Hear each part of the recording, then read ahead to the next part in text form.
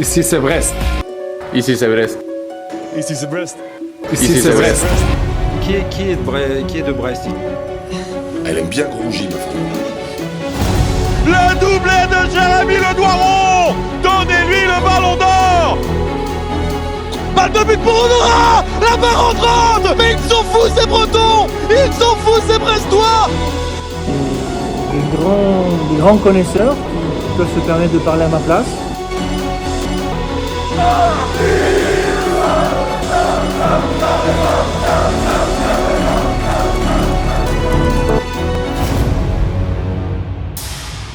C'est bon d'aimer le stade brestois. Brestois, brestoises, l'équipe de Brestonner vous souhaite d'excellentes fêtes de fin d'année et bienvenue pour ce 114e épisode de Brestonner où je suis rejoint évidemment par Fanch et Yann. Messieurs, comment allez-vous? Yann, on te retrouve au podcast, ça fait plaisir. Mais oui, ça fait plaisir, ça faisait effectivement assez longtemps et il s'est passé beaucoup de choses, beaucoup d'émotions. Et c'est peut-être ça, une belle fin d'année 2024 pour vous, beaucoup d'émotions et on espère la même chose en 2025. Exactement, Fanch, nous on se retrouve un peu plus régulièrement, notre emploi du temps est un peu moins chargé. Ceci étant, voilà, on a quand même vécu également de belles choses. Absolument. Bonjour tout le monde. J'ai l'impression que la dernière fois qu'on a fait un podcast avec Yann, on était en Ligue 2. Alors, j'espère que tu as suivi l'actualité. Alors qu'on n'a jamais fait de podcast en Ligue 2. C'est vraiment pas mal depuis. Jamais. Ah oui, c'est vrai, jamais. Et pourvu que ça dure. Oui. Pour l'instant. Pourvu que ça dure. Opération d'Angers, il y a une petite vibe Ligue 2. Hein. C'est vrai. Mais, en tout cas, côté Angevin. Ouais, côté Angevin. Nous, c'est plutôt Ligue des Champions. Mais On va ça toujours un plaisir de se retrouver pour les podcasts, peu importe l'actualité, mais encore plus justement pour faire un petit bilan de cette deuxième semestre 2024 qui a été très riche en matchs et très riche en émotions également. Oui, c'est aussi pour ça qu'on peut savourer ce qu'on est en train de vivre actuellement, et on le répète régulièrement, mais le fait d'avoir certains d'entre vous qui nous écoutez ont vécu ça encore plus fort, puisqu'ils suivent le club depuis qu'il était en CFA notamment, et voilà, ça rajoute quelque chose d'être cette équipe qui a vécu toujours un peu dans l'ombre, à aller à Niort, à Pau, à Béziers, et Louan-Cuiseaux parfois pour les plus anciens. Aujourd'hui, aller à Barcelone, aller à Prague pour jouer la Coupe d'Europe. Et je pense que tous les clubs n'ont pas, voilà, si vous supportez des grands clubs, c'est finalement le pain quotidien de jouer avec des champions, donc il n'y a pas cette émotion particulière, et je trouve que ça rend encore l'épopée un peu plus magique, hein, évidemment, d'être Brest et de vivre ça, surtout autour de notre trentaine, finalement, nous qui sommes presque à la fleur de l'âge, pour comprendre ce qui se passe, pour avoir la chance d'être financièrement au niveau pour pouvoir se payer les places, pour pouvoir être indépendant, pour pouvoir aller à Guingamp et voir en déplacement. Donc tout un tas de facteurs dont on va discuter évidemment. Hein, je pense que vous serez d'accord avec moi sur ces points-là. C'est vrai, et puis hier j'ai regardé par curiosité, je savais pas que tu allais parler de ça, mais un petit peu le bilan et l'historique des clubs français en Europe. Et bon, à part les évidemment traditionnels Paris, Lyon, Marseille, Lille, et un petit peu avant, il y avait Monaco aussi, mais Bordeaux, Saint-Étienne, Nantes, Reims encore plus avant. Finalement, il n'y a pas énormément non plus de clubs français qui ont. Alors, il y en a beaucoup qui ont goûté à l'Europe. Par exemple, Lorient, c'était juste 2 petits matchs. Il y a plein, c'est un match ou deux matchs, 2 ou 4 matchs par-ci par-là. Mmh. Finalement, en termes de points remportés en Ligue des Champions, on est déjà le 13e club français avec le meilleur bilan, avec 6 matchs joués. Donc, ça en dit long déjà sur l'état du foot français en Europe. Mais Brest, je pense, profite aussi de cette épopée, si on peut dire ça comme ça, pour s'inscrire un petit peu dans l'histoire du foot français. C'est très agréable de le vivre, comme tu dis, à la trentaine, en étant pleinement conscient et acteur à notre échelle via le podcast. Pour en parler, c'est chouette. Oui, c'est vrai qu'il y a 6 ans, 5 ans, bientôt 6, quand on a démarré ce podcast, on s'imaginait pas du tout que 5 ans plus tard, on allait se dire qu'on allait se mettre à débriefer des matchs contre le Barça, contre le Real bientôt, contre le Que vous Sparta passeriez à la Prague, télévision. Oui, c'est ça c'est un tout en fait, hein, vraiment. Et justement, cet épisode va servir à en discuter. N'hésitez pas à vous aussi faire part de votre expérience, de votre ressenti de ce premier semestre du Stade Brestois 2024. Et on va en parler pêle-mêle, hein. Il n'y a pas vraiment de fil directeur, par le fait qu'on va en discuter pendant 45 minutes, 1 heure, voilà, de ce premier semestre et comment on l'a vécu surtout. Et c'est parce que je pense que c'est un épisode aussi qu'on pourra réécouter dans quelques années pour se souvenir de ces matchs quand on sera en Ligue 2. Et qu'on sera redescendu de notre nuage sur lequel on est depuis presque 2 ans maintenant, hein, depuis que Eric Roy est arrivé et Kenny Lala aussi. Donc c'est magique. Yann, de ton côté, par quoi tu aimerais débuter? En fait, moi, j'ai décidé de vivre cette année, enfin, je vis cette année qui peut être résumée avec 3 termes. Le premier, tu l'as un peu introduit, c'est irréaliste. Et finalement, là où j'ai un léger point de désaccord avec vous deux, c'est quand vous dites qu'on est pleinement conscient de ce qu'on vit. En fait, non. Plusieurs fois cette année, que ce soit en Ligue 1 ou que ce soit en Ligue des Champions, mais évidemment surtout en Ligue des Champions, j'ai eu des phases où tu t'arrêtes, tu regardes autour de toi et tu te dis, mais merde, qu'est-ce que je vis là? Et ça a été très marquant à Prague, le déplacement à Prague, où j'arrive le soir, on passe une très bonne soirée, choses comme ça. C'est la veille du match. Je me pose dans le lit et vraiment là, je suis en mode, mais je suis en Europe de l'Est pour un match de Ligue des Champions, du Stade Brestois. Si on gagne, on se qualifie probablement pour le prochain tour. Qu'est-ce qui se passe? Qu'est-ce qui se passe? Et ça, c'est important parce que ça me conforte, enfin, ça me permet de ne pas être un peu un pourri gâté. On voit beaucoup de supporters qui se prennent au jeu, évidemment, et qui râlent, qui ont envie de toujours plus. Ça peut être très positif d'un côté, mais de mon côté, c'est pas du tout ça. On avait fait le live en début de saison en disant que si on gagnait un match, on serait très heureux. Bah, c'est réussi pour moi. Mais voilà, ce côté totalement irréaliste, c'est le premier terme que j'utilise en tout cas. Je sais pas si vous laissez porter par l'enjeu ou si des fois vous avez aussi ce côté, bon bah, qu'est-ce qu'on fait là? Il y a ce côté-là, mais j'ai tendance à être un peu trop terre à terre pour penser à toutes ces choses-là. Moi d'ailleurs, l'une des premières pensées que j'ai eues après le match contre le PSV, c'est pourquoi on fait pas ça en Ligue 1 plutôt que de vraiment. Évidemment, j'ai savouré, hein, mais il y avait aussi ce côté de mon cerveau qui me disait, mais pourquoi on montre pas ses qualités en Ligue 1 et parce qu'on pourrait être un peu plus haut et je disais la 6e, 7e place finalement. On n'en est pas si loin et je pense que l'opportunité était là. Ah, Ceci moi... est... Pardon. Non, vas-y, je t'en prie, Quentin, continue. Non, mais ceci étant, je suis aussi d'accord avec toi. Quand on fait le trajet pour aller à Salzbourg, quand on fait le trajet pour aller à Prague, on se dit que c'est pas normal en tant que supporter brestois de faire ce genre de déplacement. Franche, on a eu l'occasion d'en faire quelques-uns à Quevilly et à Niort. Comme je l'ai dit, je pense à ceux qui ont été avant nous dans des plaines encore plus paumées que ça.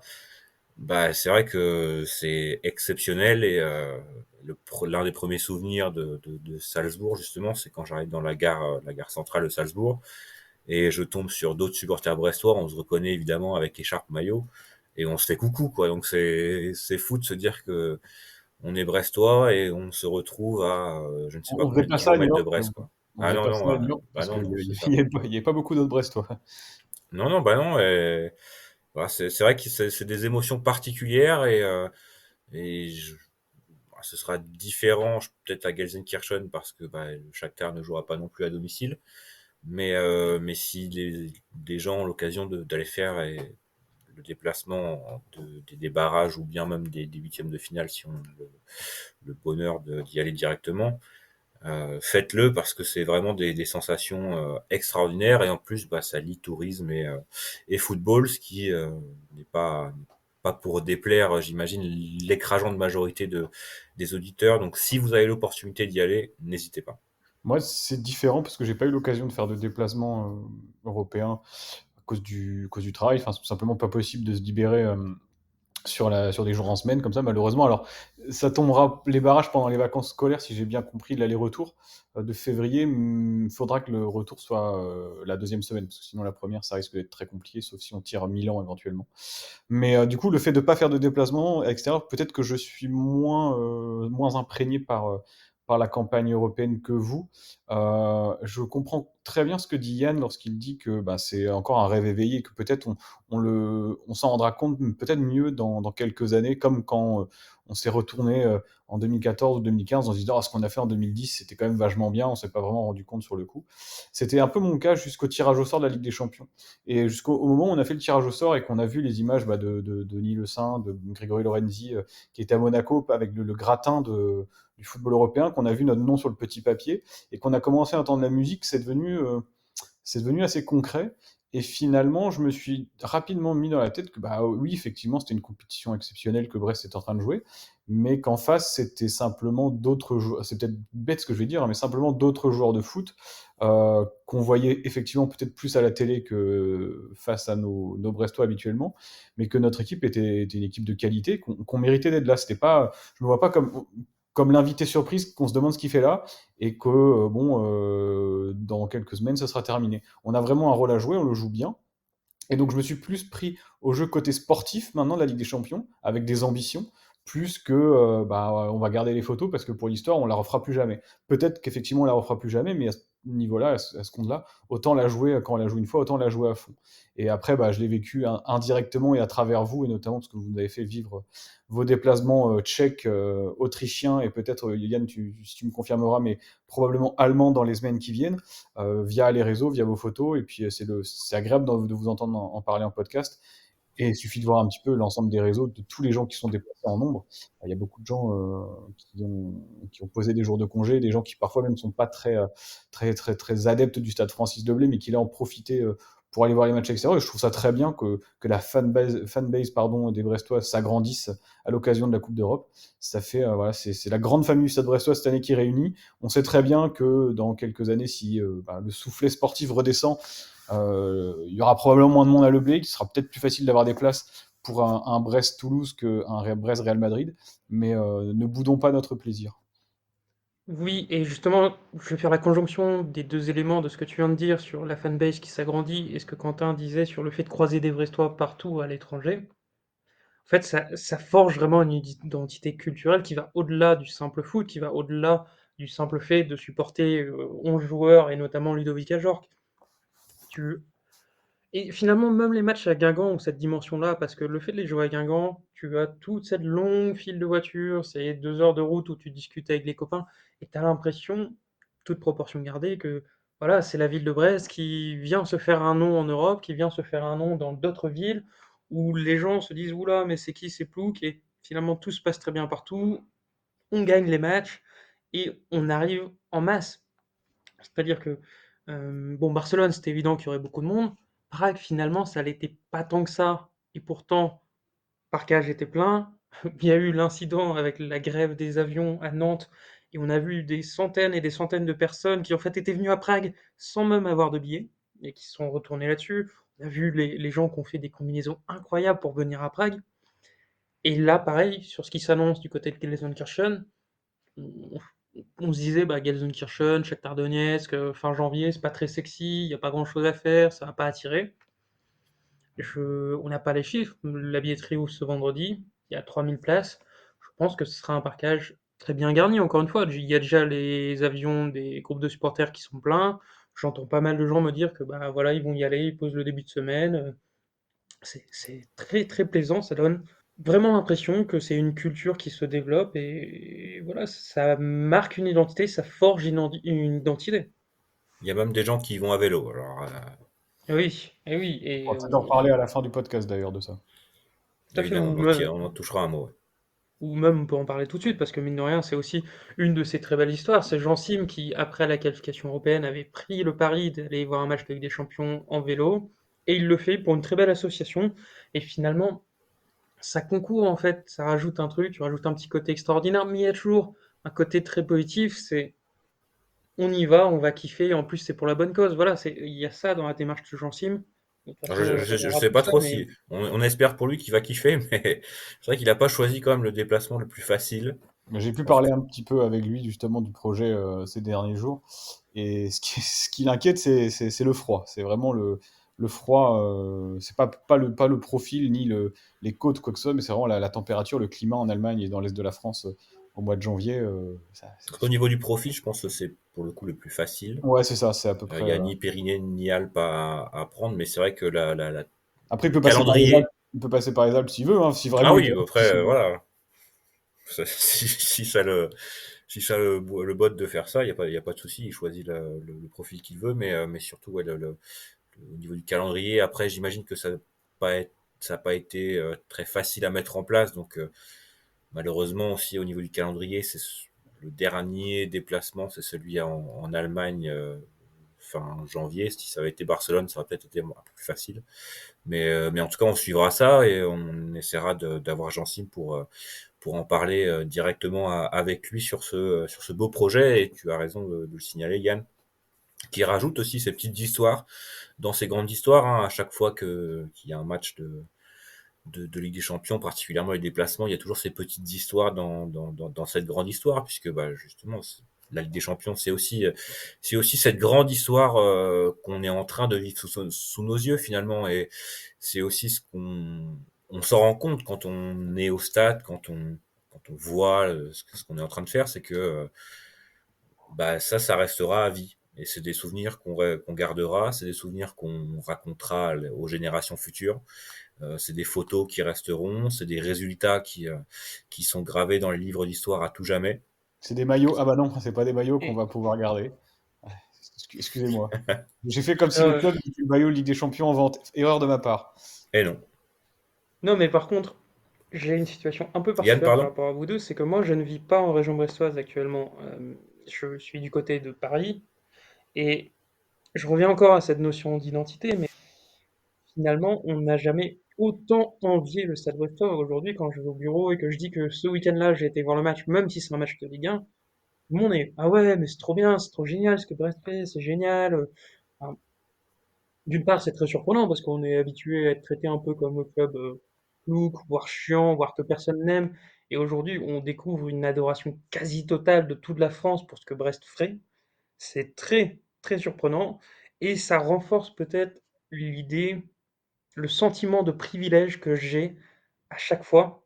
Et ce, finalement, que ce soit en Ligue des Champions ou en Ligue 1, on vit peut-être le premier Stade brestois qui, sur plus d'un an, reçoit louange sur louange. Et pour la première fois dans l'histoire du Stade brestois, des gens qui n'ont rien à voir avec Brest aimeraient bien être supporters de Brest.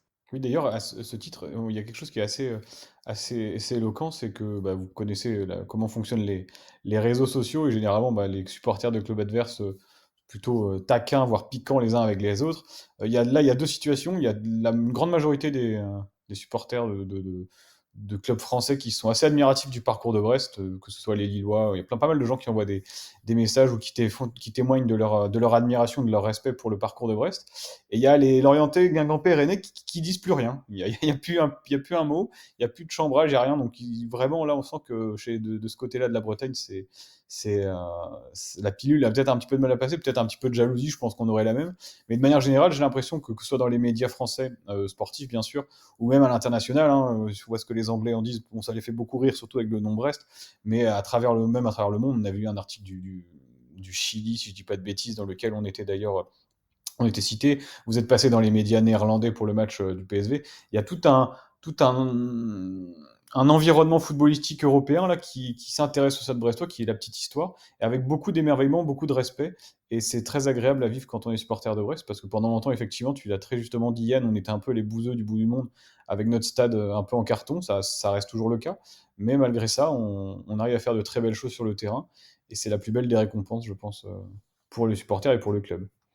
Et justement, c'est un autre terme peut-être inattendu, je pense que je suis peut-être le seul ici à ressentir ça, mais c'est épuisant. Ouais, C'est vraiment épuisant. Déjà parce que ça fait qu'on ne coupe jamais du Stade brestois, hein, c'est 2 matchs par semaine, donc tu as l'avant-match ou la veille où tu réfléchis, le jour même tu ne penses qu'à ça, c'est le match, le lendemain tu décompresses, tu le revois, puis bah tu repars directement sur le match suivant. Et finalement tu mets tellement d'intensité dans les matchs de Ligue des Champions que plus d'une fois en Ligue 1, je me suis dit, un peu la flemme, pas forcément trop la tête à ça. Et j'en profite d'ailleurs pour dire que ça, à chaque fois, je suis épaté de voir le niveau d'engagement que les joueurs arrivent à mettre en Ligue 1 sur le match suivant avec des champions. Je crois qu'on a gagné 5 des 6 matchs suivant un match de Ligue des Champions. C'est magistral parce que quand on voit l'influx émotionnel, enfin, c'est tout bête, mais 2 jours après un match de Ligue des Champions, ça me saoule de parler de foot avec mes collègues. Ils ne connaissent pas forcément le Stade Brestois, j'ai pas forcément trop envie d'en parler. Je vis mon truc dans mon coin et j'ai besoin de souffler par moments, mais très épuisant. C'est pour ça. Alors, c'est peut-être parce que c'est la première fois et sûrement la dernière, mais je me dis que finalement, des clubs qui jouent avec des champions tous les ans depuis 10 ans, bon courage, hein. Après, eux ne le vivent pas avec la même intensité. C'est vrai, c'est ça, c'est le mot, c'est intensité. Tu as Ça, totalement raison. c'est intéressant ce que tu dis parce que Quentin, tu disais tout à l'heure ta réaction c'était pourquoi est-ce qu'on fait pas ça en Ligue 1 après le match du PSV. T'imagines si déjà les supporters, et je comprends ce que tu dis Yann, le côté épuisant, ou surtout nous qui faisons quand même de la veille sur le Stade Brestois depuis maintenant quasiment 5 ans et demi tous les jours. Alors c'est évidemment encore plus intense en ce moment, mais t'es pris avant le match, tu penses un petit peu à ce que ça peut donner. Pendant le match, tu le vis intensément. Après le match, bah, tu refais le match comme tout le monde, tu revois des actions, tu vas acheter ton journal, tu écoutes un peu ce qui se dit, donc forcément tu es extrêmement concentré là-dessus. Alors les joueurs qui sont demandés par les médias, qui sont en plus fatigués parce qu'ils ont produit sur le terrain, de se reconcentrer 2 ou 3 jours plus tard face à une équipe qui a juste envie de leur rentrer dedans et qui, elle, n'a pas joué dans la semaine, c'est, je trouve, là je parle un peu sportif, moins émotion, mais que faire 19 points en 15 journées de Ligue 1, comme a dit le coach, moi je trouve que c'est très fort, c'est très fort. Parce que 19 points en 15 journées, dans une saison classique où on joue uniquement la Ligue 1 et le maintien, on aurait dit que c'était globalement un bilan, je pense, relativement moyen. Là, avec la Ligue Champion à côté et en plus avec les performances qu'on arrive à produire, pour moi le bilan il est bon. Et donc c'est tout à l'honneur de l'effectif de réussir à jouer sur les deux tableaux, alors qu'on nous avait quand même, tout le monde l'avait dit, il avait promis l'enfer au Stade Brestois en disant bah voilà, vous avez qualifié en Ligue des Champions, très bien, mais l'année prochaine c'est bye bye, c'est la Ligue 2. Je pense qu'en fin janvier on n'est pas maintenu du tout, mais on ne verra pas la Ligue 2 en mai prochain. Avec pas mal de blessés en plus, sur certains matchs en tout cas. En tout cas, alors pour prendre un peu votre contre-pied, moi personnellement j'adore ce qui se passe au Ah, moi aussi, hein. niveau. Non, non, mais oui, enfin, il y avait un sentiment d'épuisement pour Yann. Moi, pour le coup, alors je comprends tout à fait ce que tu ressens au niveau des matchs de Ligue 1. Le fait de se déplacer pour aller voir un match de Ligue 1, c'est vrai que ça a perdu un peu de son charme entre guillemets parce que l'intensité est telle en Ligue des Champions que finalement tu as envie de retrouver cette adrénaline de la Ligue des Champions que tu ne peux pas retrouver en Ligue 1 et c'est pas de la faute ni du club ni des joueurs ni de quoi que ce soit, c'est juste l'essence même de la compétition qui fait que c'est beaucoup plus intense en Ligue des Champions qu'en Ligue 1. Donc effectivement chapeau aux joueurs. Maintenant les joueurs aussi ont montré qu'ils savaient le faire sur certains matchs, donc il y a toujours cette envie de le retrouver sur d'autres matchs et cette envie aussi, enfin c'est cette envie de gagner quoi. En tout cas de mon côté, je me dis que le match contre Montpellier, il était pas top et je me dis qu'un Stade Brestois à 10% supplémentaire aurait pu faire mieux. Et en fait, c'était une opportunité de pouvoir gagner. Je pense que le Stade Brestois avait de quoi gagner à Montpellier. Et le résultat couplé à la prestation a fait que tu te dis que quand même, voilà, il a manqué un petit quelque chose sur ce match. Mais est-ce que tu penses pas, Maintenant, Quentin, est-ce que tu penses pas que le club, justement, c'est encore trop tôt pour être aussi performant et aussi régulier sur les deux tableaux? Alors que je trouve qu'il y a déjà une certaine régularité, mais d'être capable de ne pas faire de faux pas. Moi, à oui, mon tout à sens, fait. Enfin, je pense que, le faux pas voilà. se comprend, même si Et, c'est rageant. et C'est rageant ouais, dans les... clairement, je pense que c'est une culture. Tu parlais d'identité culturelle autour du Stade Brestois. Il y a, je pense aussi une identité culturelle à l'intérieur du Stade Brestois qui est en train de se créer. Je crois qu'on en avait parlé dans l'épisode qui n'est malheureusement pas sorti, mais c'est cette culture de l'effort et de la gagne qui est en train de se mettre en place, je trouve, en tout cas, depuis l'arrivée d'Éric Roy, depuis plus globalement même l'arrivée des nouveaux présidents, du nouveau directeur sportif, avec des profils de joueurs qui sont recrutés et surtout des cadres qui mettent, on va dire, justement un cadre autour de cet effectif qui respire un peu l'effort et le don de soi. Et on voit par exemple Brahimi, peut-être l'année dernière, dès qu'un joueur sort un peu de ce cadre, il est tout de suite en dehors du vestiaire. Euh, et je trouve que cette culture-là qui est en train de se développer au Stade Brestois, c'est la culture qu'on peut, on va dire, qui dépasse un entraîneur qui dépasse un directeur sportif et qu'on peut garder sur plusieurs années, plusieurs générations éventuellement. Comme, voilà, si on peut, je peux citer par exemple Fribourg en Allemagne ou même dans d'autres clubs, tu vois, quelque chose comme les San Antonio Spurs où voilà, c'est juste là une culture de la gagne, une culture qui Il faut dépasse qu'elle se transmette. l'entraîneur. Je suis d'accord, mais il faut qu'elle se transmette cette culture parce que on Ouais, va c'est arriver ça. probablement l'été prochain à quand même un renouvellement de l'effectif qui risque d'être assez important avec des cadres qui incarnent justement ce que tu dis. Je pense que quand tu penses à la culture de la gagne et des gars qui lâchent rien, je pense que si je te demande deux, trois joueurs, tu me citeras assez spontanément Mady Camara par exemple. Et Magnetti, Chardonnay. voilà, autant Manetti, Chardonnay, je pense qu'on peut compter sur eux l'année prochaine, même s'ils seront potentiellement euh, convoités par d'autres clubs. On se souvient que le FC Nantes avait voulu recruter Manetti cet été, on en rigole toujours. Mais il faut que cette culture de la gagne, quand les joueurs qui l'incarnent partiront, elle soit véhiculée, transmise aux plus jeunes et à ceux qui restent. Et moi, j'aime beaucoup lire ou écouter des entretiens d'anciens joueurs qui racontent leur carrière et qui parlent des moments forts de leur carrière. Et ce que tu dis est très juste. Très souvent, lorsqu'ils ont gagné des titres, ils insistent, avant d'insister sur leur performance personnelle, sur l'idée de groupe et d'une équipe qui avait cette envie collective de gagner, cette envie collective de ne jamais rien lâcher. Et j'ai entendu l'autre jour chez Zagnani, notamment Djibril Cissé qui parlait de la JOCR, époque Giroud, maillot PlayStation 2, où il y avait une équipe qui était très très dure à bouger. Il y a plein d'exemples comme ça d'équipes qui ont fait des épopées. Et parfois ça se poursuit. Il y a des clubs, on sait que là-bas, ils lâcheront jamais rien. Il y a une identité assez forte. Et parfois, lorsque des joueurs et des cadres partent, que ce soit l'entraîneur, directeur sportif ou même des joueurs, hein, ça disparaît un petit peu. Donc le travail qui sera à faire aussi, c'est cet été, c'est de conserver cet état d'esprit que tu mets en avant, et je trouve de manière très juste. Ouais, et totalement. Et pour répondre à ta question initiale, c'est vrai que c'est que le début. Hein, finalement, ça ne fait que commencer. Le futur nous dira si effectivement cet état d'esprit et cette culture va perdurer. Mais je comprends effectivement le fait que les joueurs aient des coups de moins bien euh, sur certains matchs, notamment le week-end, hein, parce que bah, je peux aussi comprendre que la Ligue des Champions, ça motive plus que la Ligue 1. La Ligue des Champions, ça me motive plus que la Ligue 1. Donc je peux comprendre que ce soit le cas pour certains joueurs. Et je peux aussi comprendre que la Ligue 1 soit plus ennuyante maintenant qu'ils aient fait troisième l'année passée. Et ça met encore plus de crédit à ces épopées de clubs qui gagnent plusieurs fois d'affilée.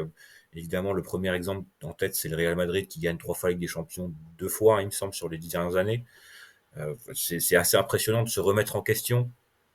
Et voilà, je pense qu'il y a certains joueurs qui sont branchés comme ça, qui arrivent à se remettre en question naturellement et à retrouver cette motivation du quotidien tout simplement, et Mm. d'autres qui bah, n'étaient peut-être pas faits pour ça aussi. À la base, hein, quand tu arrives à Brest, que tu fais troisième, bah, j'imagine que c'est un peu plus difficile de se remotiver que quand tu arrives au Real et que gagner finalement Bah c'est un mode de vie, quoi. après le Real, de toute façon, tu sais que tu pourras pas aller plus haut techniquement. Donc si tu arrêtes de gagner, voilà, à Brest, tu as gagné, tu performes bien en Ligue des Champions, mais tu peux espérer aussi à terme être très très bon en Ligue des Champions pour te faire remarquer. Tu as fait tes preuves en Ligue 1 et en Ligue des Champions, tu exploses pour ensuite partir. Au Real, effectivement, tu t'as gagné 3 fois de rang. C'est très très très dur. On voit Manchester City en ce moment, hein. Il y a, je pense, une lassitude. Ils ont énormément gagné ces dernières années. Et une fois que le message commence à moins passer, bah, ça s'écroule assez rapidement. Donc même les gros clubs avec des énormes joueurs et des effectifs très denses ne sont pas à l'abri de ça. Donc l'équilibre, il est, je pense, très fragile. Et j'imagine que pour les joueurs, c'est pareil. L'année prochaine, il y a peut-être des joueurs qui voudront aller chercher avec des champions parce qu'ils voudront retrouver aussi cette adrénaline maintenant qu'ils l'ont côtoyé. Donc effectivement, on va voir l'année prochaine. On parlera un peu, un peu plus tard, mais voir si l'année prochaine cette culture perdurera et bah, il faudra construire l'effectif de façon intelligente comme ces dernières années finalement, hein, parce que c'est plutôt pas mal à ce niveau-là. De toute façon, les résultats sont là et parlent d'eux-mêmes. Tu parles potentiellement de perte de motivation ou de motivation moins grande sur certains matchs. Moi, il y a aussi l'inverse, à l'opposé du spectre.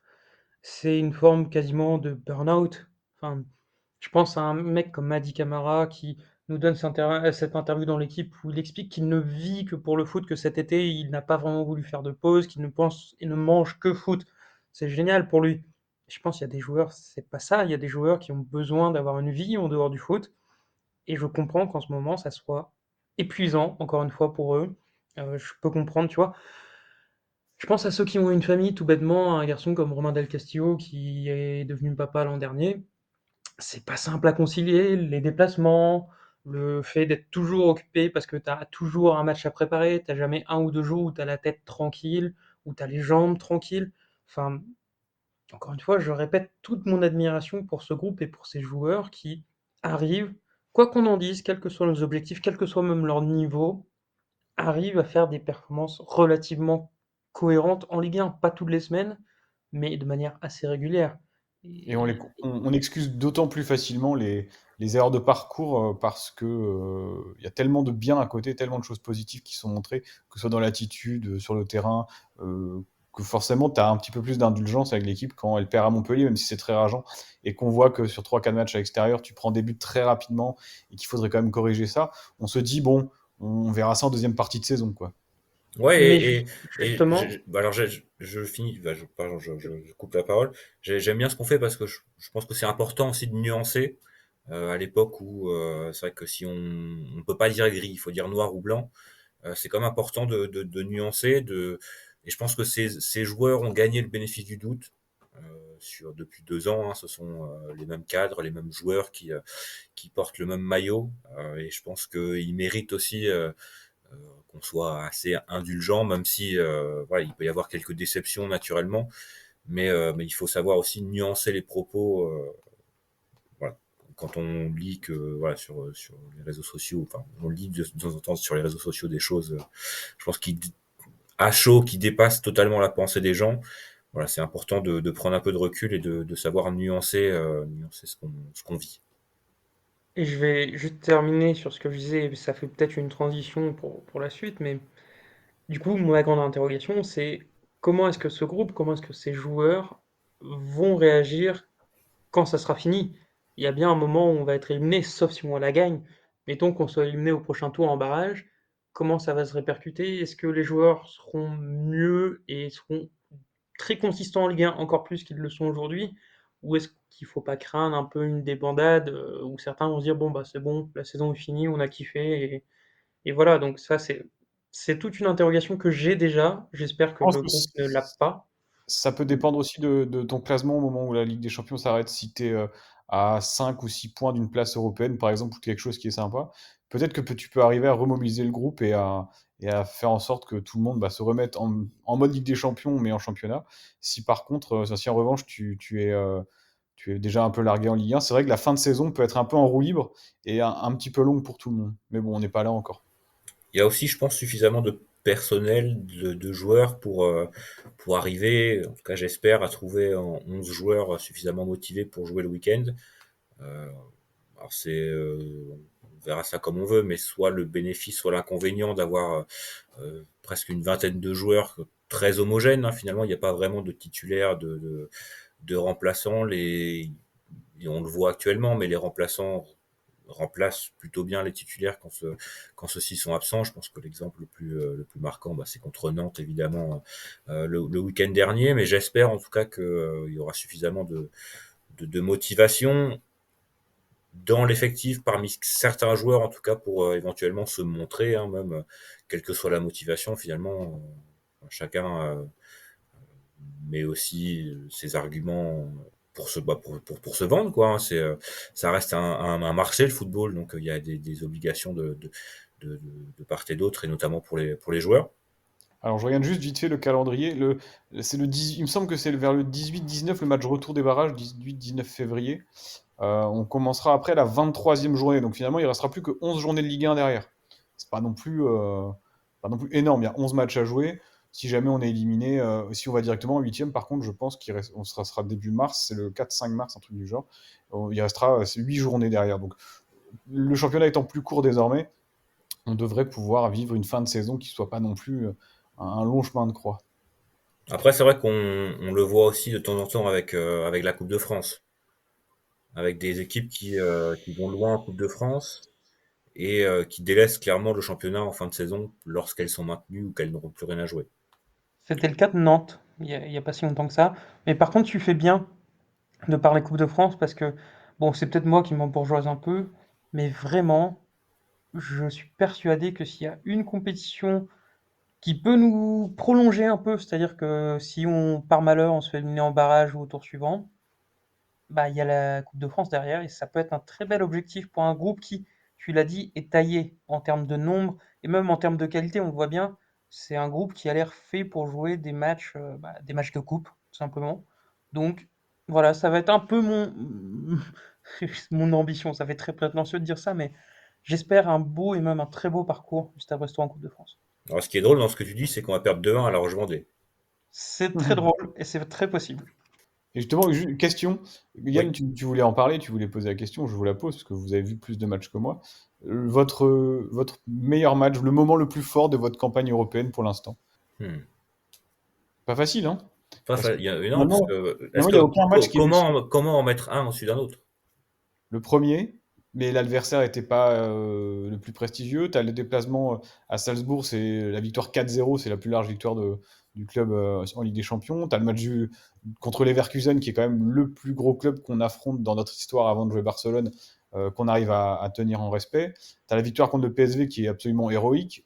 Il y a beaucoup. En fait, ce qui est bien et ce qui est agréable avec cette Ligue des Champions, c'est qu'en plus de la jouer, on la joue bien et on la joue en étant vraiment acteur. Il y a eu plusieurs fois des saisons où je me souviens de Montpellier qui s'était qualifié en Ligue des Champions, Auxerre qui s'était qualifié en Ligue des Champions, qui n'avait pas fait de la figuration, mais c'était bon, ils étaient là et ils se faisaient un peu rouler dessus par tout le monde. On a même des exemples de clubs plus prestigieux comme l'OM, je ne veux pas me rappeler, qui ont, il me semble, c'est 13 défaites consécutives en Ligue des Champions.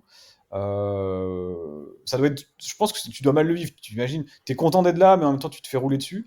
Alors que non, contrairement à ces exemples que je viens de citer, bah Brest débute chaque match de Ligue des Champions, et c'est ça qui est fort, débute chaque match de Ligue des Champions avec l'espoir de faire un résultat. Même avant le match du Barça, moi je me disais, bah, peut-être, tu sais pas. Après on a perdu, c'était tout à fait logique, mais tu veux y croire, et c'est déjà ça la grande réussite. Ouais, c'est ça ce qui est incroyable, c'est que vraiment avant le début de la Ligue des Champions, si tu regardais les commentaires, limite c'était le petit poucet où il y avait une équipe de CFA2 en Coupe de France avec un boulanger, un pâtissier, enfin voilà, des mecs qui vont au boulot le lendemain matin, quoi. Alors que bah, ça reste quand même une équipe professionnelle. Et même à notre échelle, je pense qu'on avait aussi, entre guillemets, ce sentiment parce étant donné qu'on n'avait jamais vu Brest en Coupe d'Europe, on ne savait pas vraiment où se situer par rapport à ces grandes équipes qu'on a l'habitude de voir. Même le premier match contre le Sturm Graz, finalement, on se disait, bon, si on prend un point, c'est pas si mal. Alors que maintenant, si tu regardes le classement et que tu joues demain à Sturm Graz, si tu gagnes pas, t'es quand même bien déçu. Donc, il y a ce sentiment de petit pousset qui est assez réel, mais qui a quand même été clairement, comment on peut dire ça, accentué par le public en général et certainement pas les supporters du Stade Brestois. Mais vraiment, c'est ça qui est impressionnant, c'est que vraiment on vibre à chaque match, quoi. Et le fait, tu l'as dit, d'être acteur de ces rencontres, ça, ça galvanise, que ce soit, j'imagine, les joueurs, mais aussi le public. Enfin, tu vas à Guingamp en se disant, bah, tiens, je vais pas voir mon équipe me faire rouler dessus, quoi. Donc c'est plutôt agréable et même chose en déplacement, évidemment. Moi, je pense que quand même les déplacements, ça a un petit côté spécial parce que bah, c'est un déplacement avec tout ce que ça importe, hein. Évidemment, bah, tu coupes le travail, tu prends un hôtel, tu découvres une nouvelle ville, tu découvres un nouveau stade, du coup, avec une nouvelle langue, donc tu sors de la zone de confort et je pense que le déplacement à Prague, ça reste quand même exceptionnel et tu vibres avec d'autres supporters du Stade Brestois, je pense qu'il y a assez peu de gens qui se sont déplacés tout seuls, donc c'est des souvenirs que tu garderas avec tes potes pendant l'ensemble de ton existence. Donc pour moi, je pense que le déplacement à Prague dans son intégralité, j'ai eu la chance de rester 3 ou 4 jours, et évidemment on a gagné. Pour l'instant, j'ai pas vu de défaite du Stade Brestois en Ligue des Champions, donc pas malheureux. Oui, d'ailleurs, Brestonner n'a jamais vu de défaite en Ligue des Champions au stade. Précisons-le. On était sur tous les autres matchs, mais pas celui-ci. C'est le Avant de Barcelone, effectivement. C'est ça.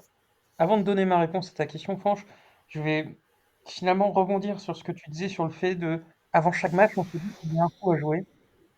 Je pense que la meilleure illustration, c'est l'interview d'Éric Roy dans, je crois que c'est France Football, où cette interview, elle termine, où il dit en rigolant, on suppose que c'est en rigolant, que finalement, gagner la Ligue des Champions avec Brest, c'est pas un objectif, mais c'est un petit rêve auquel il a envie de croire.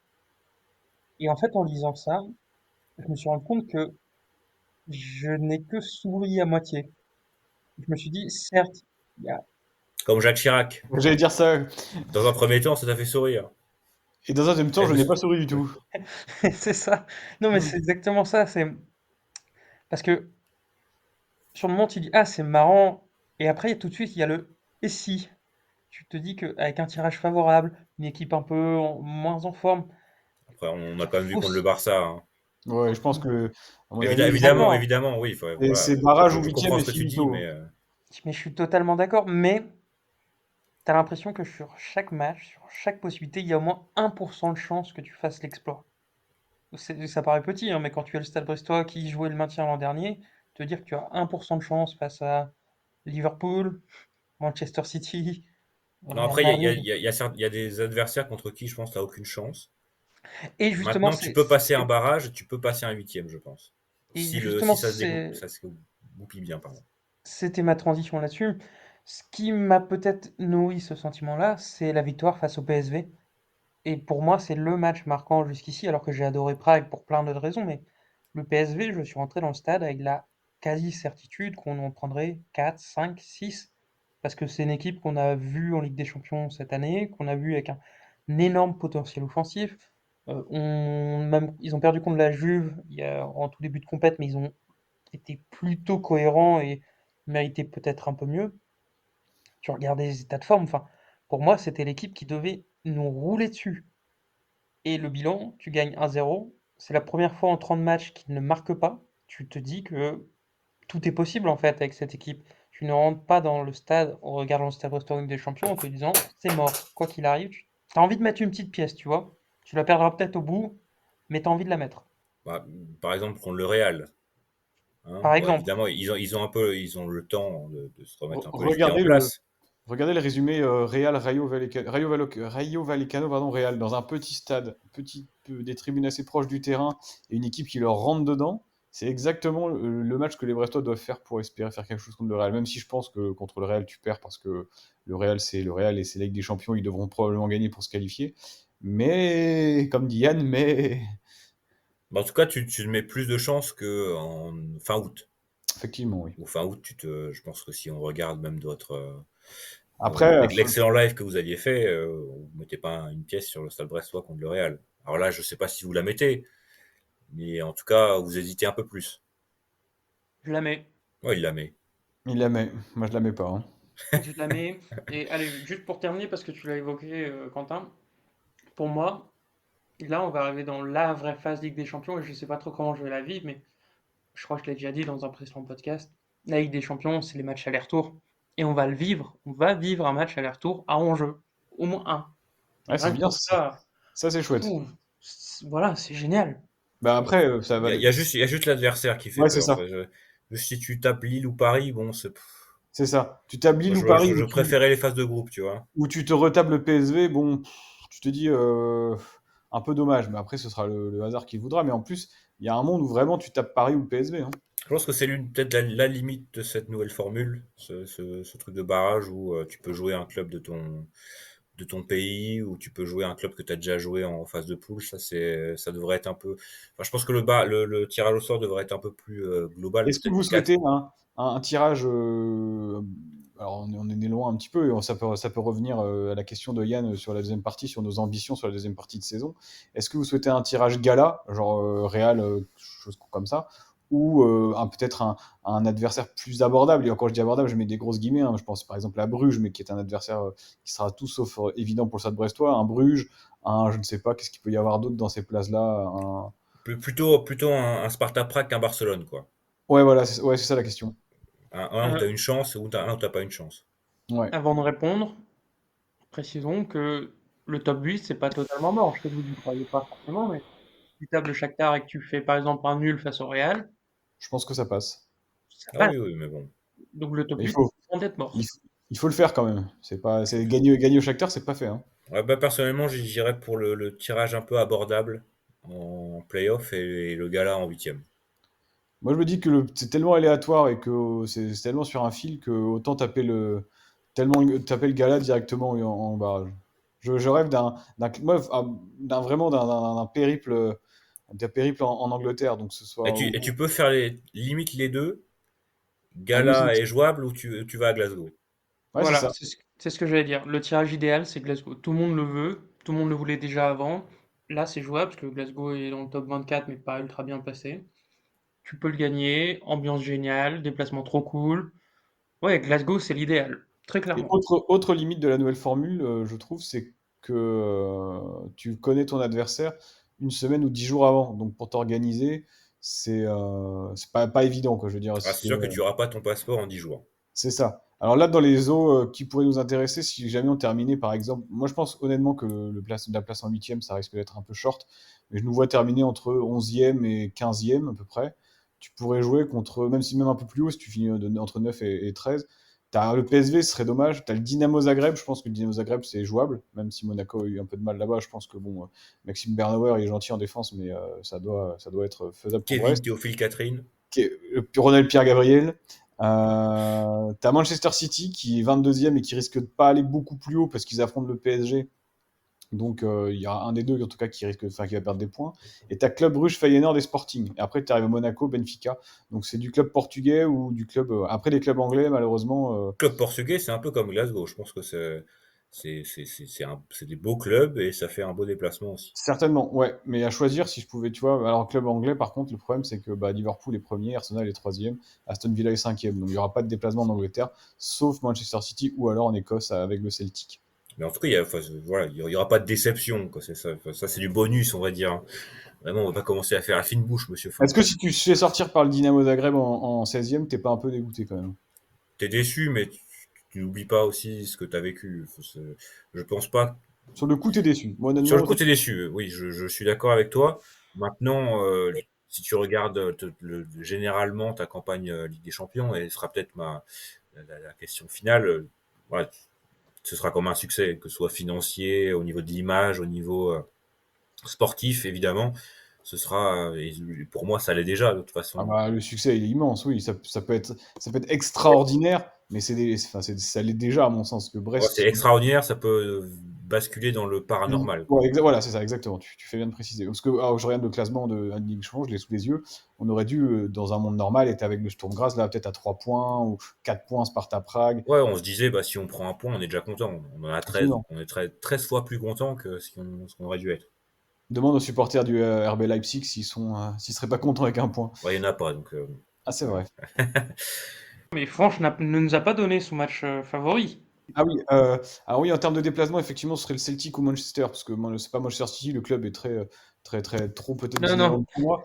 Mais Parce- le match que j'ai préféré voir, euh, celui qui m'a procuré le plus d'émotions, je sais pas, je pense que c'est peut-être le dernier. Parce que le dernier, contre le PSG, il te donne vraiment la qualif, quoi. Et puis, t'as ce match un peu côté Coupe de France qui allait d'un but à l'autre avec un gardien héroïque. Mais en même temps, t'as une équipe de Brest qui peut aussi en marquer deux ou trois de plus. Enfin, en deuxième mi-temps, il n'y a pas non plus grand-chose à dire. J'ai beaucoup aimé celui-là. Le premier contre le Sturm Graz m'a pas fait grand-chose, parce qu'en plus, je travaillais, je pouvais pas y être. Ça m'a pas fait Il y a peut-être grand-chose. un peu plus de déception de ne pas y être que de. Non, même pas. C'est vraiment l'adversaire. Tu vois, Brest jouait contre une équipe, je connaissais aucun joueur. Ça n'avait de Ligue des Champions que le nom, à mon sens. C'était pas vrai. J'ai pas senti ça. Alors qu'en revanche, ouais, le match à Barcelone, bon, enfin, tu vois contre qui tu joues, c'est impressionnant aussi. Mais je dirais peut-être, je sais pas, le Bayer Leverkusen parce que c'est une équipe que j'ai beaucoup regardée, que j'ai beaucoup aimé l'année dernière, et me dire que mon club arrive à faire jeu égal une partie du match avec cette équipe-là. Là, j'ai compris où on était et c'était vraiment très très très beau. Et c'est même la diversité dans nos réponses montre aussi à quel point à chaque fois c'est mieux. C'est ça qui est dingue quand même. Tu te retrouves contre Sturm Graz, tu te dis putain mais c'était génial. Et Et même puis à quand tu perds, Salzbourg, tu gagnes 4-0 à Salzbourg, c'est fou. Ensuite, tu as Leverkusen, tu fais 1 contre le champion d'Allemagne quand même. C'est totalement dingue. Tout le monde nous disait qu'on allait prendre une rouste et je pense qu'on était certains à y penser aussi. Après, bah, tu as le déplacement à Prague, ça continue. Bon, évidemment, il y a le Barcelone où il y a le côté un peu prestigieux d'aller à Barcelone enfin, on voyait aussi la liesse dans les rues, le peuple brestois presque qui se déplaçait. Et puis là, il y a le PSV où finalement, voilà, c'est dingue en fait de se dire qu'on a battu une équipe qui roule sur son championnat, qui a fait des belles prestations en Ligue des Champions, qui a quand même un passif dans cette compétition qui est à la hauteur de pas mal de grandes équipes européennes. Donc c'est fou de se dire que c'est tout le temps ou presque tout le temps mieux, quoi. Et même quand tu perds, t'as des. J'étais pas à Barcelone, mais tu vois les images. Visiblement, c'était à chaque déplacement, tout le monde te dit bah c'était le déplacement du siècle. Donc c'est bien parce que le déplacement du siècle il revient tous les 3 semaines. Ouais, C'est chouette. et bah vivement qu'on le retrouve, quoi, dans une prochaine saison. Messieurs, une petite dernière question peut-être avant de clôturer. Qu'est-ce que serait une bonne deuxième partie de saison pour vous? Elle est pas Euh, simple. Elle Elle est est pas pas simple ta question. Yann, vas-y, t'as peut-être. Vas-y, je t'en prie. Alors, je vais hiérarchiser entre une excellente deuxième partie de saison, en restant dans le normal, hein. C'est de passer les barrages. Et après, voilà, tu te fais sortir de manière pas trop crade, très bien. Si tu veux aller au-dessus, n'hésite pas, hein, bien sûr. Et c'est ce que je disais, un très beau parcours en Coupe de France, pour moi, ça serait la cerise sur le gâteau. Et finalement, on l'a bien remarqué sur ce podcast, on n'a presque pas parlé du championnat. J'ai pas trop d'attentes. On se disait en début de saison que ça serait bien d'enfin vivre une saison ventre mou, où t'es 10e à la trêve et t'es 10e à la fin de saison.